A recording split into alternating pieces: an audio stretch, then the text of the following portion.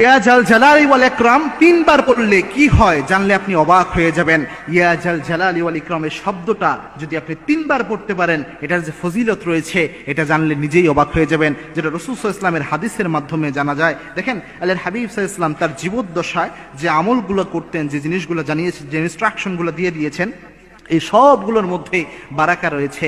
এই সবগুলো উম্মতের জন্য শিক্ষা। রাসূল সাল্লাল্লাহু আলাইহি ওয়াসাল্লাম একদা বসা ছিলেন মসজিদে নববীতে, আল্লাহর হাবিব সাল্লাল্লাহু আলাইহি ওয়াসাল্লাম বসে রয়েছেন।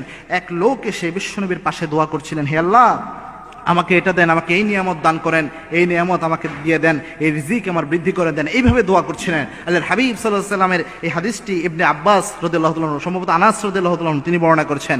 আনাস রাদিয়াল্লাহু তাআলা আনহুকে বিশ্বনবী বললেন, আনাস, এই লোক যে এখানে বসে দোয়া করছে, আল্লাহ আমাকে এই নিয়ামত দেন, এই রিজিক দেন, এই জিনিস দান করেন, এই ব্যক্তির দোয়া আল্লাহ খালি হাতে ফেরত দেবে না।